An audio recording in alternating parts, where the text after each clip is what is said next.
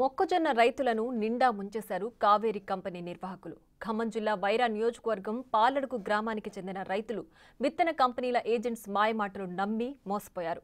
పంట సాగు ఆరంభం ముందే రైతుల వద్దకు వెళ్లి తమ కంపెనీకి చెందిన సీడ్స్ సాగు చేస్తే ఖర్చు తక్కువ, దిగుబడులు ఎక్కువ, లాభాలు అధికంగా ఉంటాయని నమ్మించారు కావేరి కంపెనీ సేల్స్ ఎగ్జిక్యూటివ్స్. తీరా వారి మాటలు నమ్మిన వైరా రైతులు సుమారు 1000 ఎకరాల వరకు సాగు చేశారు. దిగుబడి ఎకరాకు 2 నుంచి 3 క్వింటాలు మాత్రమే రావడంతో రైతాంగం ఆందోళన వ్యక్తం చేస్తోంది. దీనికి సంబంధించి పూర్తి సమాచారాన్ని మా ప్రతినిధి భాస్కర్ అందిస్తారు. ఖమ్మం జిల్లాలో వ్యవసాయం ఆరంభానికి ముందు చాలా వరకు రైతులు వివిధ పద్ధతుల్లో పంటలు సాగు చేసుకోవాలంటూ, తక్కువ పెట్టుబడితో ఎక్కువ లాభాలు రావాలంటూ వాళ్ళు కొద్దిగా కంపెనీలు ఏ కంపెనీ బాగుంటుందని చెప్పి సెర్చ్ చేసుకుంటున్న నేపథ్యం అయితే ఉంటుంది.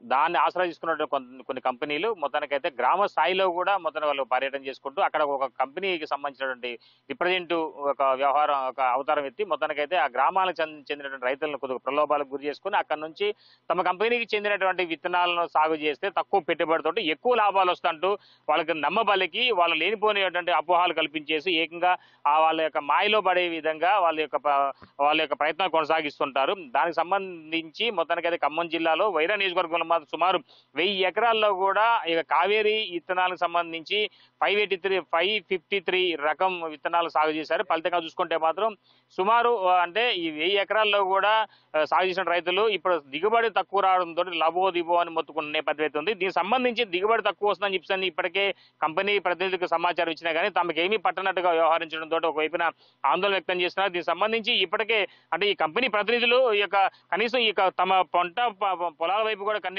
చూడటం లేదంటూ కూడా ఆవేదన వ్యక్తం చేసిన నేపథ్యం అయితే ఉంది. వాస్తవానికి ఒక మామూలుగా మొక్కజొన్న కంపెనీ అంటే ఏ కంపెనీ విత్తనాలు వేసినా సరే ఎకరానికి వచ్చి కనీసం 20 నుంచి 30 ఎకరాల పైగానే దిగుబడి వస్తుంది. అలాంటిది కావేరీ సీడ్స్ వాళ్ళ ప్రతినిధి చెప్పిన మాటలు విని 583 రకం సాగు చేస్తే దానికి సంబంధించి కేవలం 3 నుంచి 5 ఎకరాలు మాత్రమే ఈ యొక్క సాగుకు దిగుబడి రావడంతో రైతులంతా కూడా నిండా మోసపోయామంటూ ఆవేదన వ్యక్తం చేస్తున్నారు. పెట్టిన పెట్టుబడి సంగతి కనీసం రాకపోవడమే కాకుండా మరోవైపున ఇప్పుడు నష్టపోయిన తమకు ఇప్పుడు దీనికి నష్టపరిహారం వివరిస్తారా అంటూ కూడా ఆవేదన వ్యక్తం చేస్తున్న నేపథ్యంలో అసలు దీనికి సంబంధించి రైతులు మనతో పాటున్నారు. మనం మాట్లాడి చూద్దాం. మనం చెప్పండి, మీది ఏ ఊరు? మీరు ఇక్కడ ఉన్నటువంటి ఈ రైతులుగా మీరు కావేరీ విత్తనాలు మీరు వాడారని చెప్పి అంటున్నారు. దీనికి సంబంధించి అసలు ఏం జరిగింది, ఎలా జరిగింది?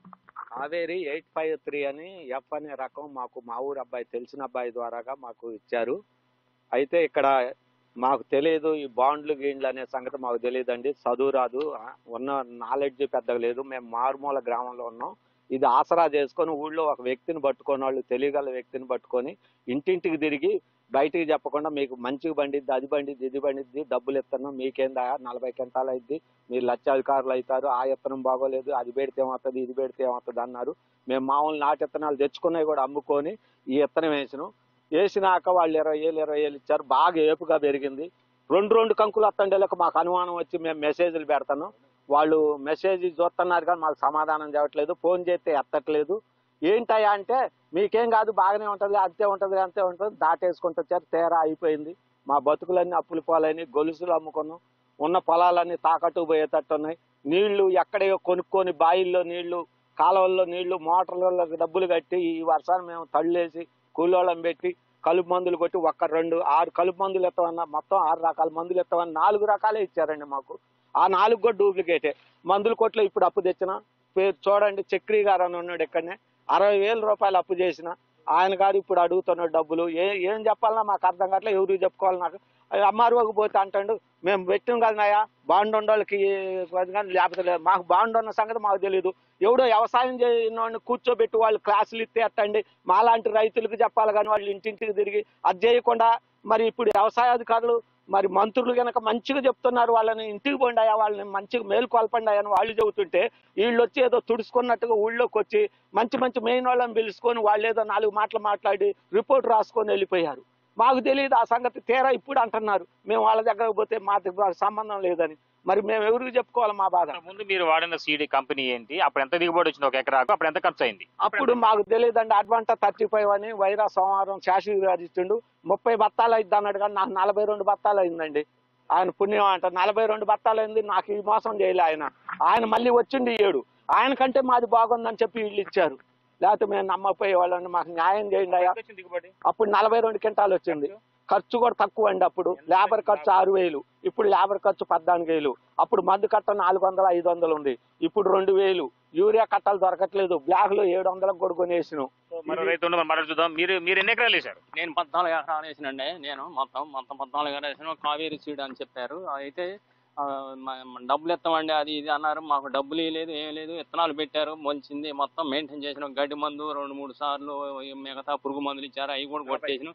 ఏది పని చేయట్లేదండి, ఏది పని చేయలేదు. మా సొంతం కూడా గొల్లపూడి, వైరాగా, అన్నదాత, వెంకటేశ్వర గారు, మన మేడూరు సత్యంగా దగ్గర మందు కట్టలో మందులు తెచ్చినామండి. మొత్తం డబ్బులన్నీ వాళ్ళు నిలబెట్టి మొత్తం ఇచ్చేసినామండి. తెచ్చుకున్న తర్వాత కానీ వీళ్ళు డబ్బులు 5 పైసలు కూడా ఇవ్వలేదు మాకు. ఏదో 2 లక్షలు అన్నారు, అది అన్నారు, ఇది అన్నారు, కానీ ఏమి లేదండి.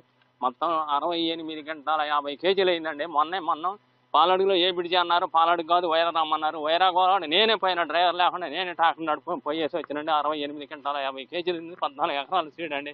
పూర్తిగా నష్టపోయినామండి. ఏం లేదు, సాయం మీరే ఎంఆర్ఓ కూడా చెప్పినామండి. ఎంఆర్ఓ వచ్చిండు, ఏఓ గారు కూడా వచ్చిండండి.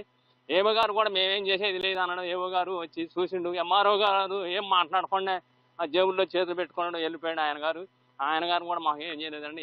వాళ్ళు అధికారులు ఎవరు మాకు సహకరించట్లేదు.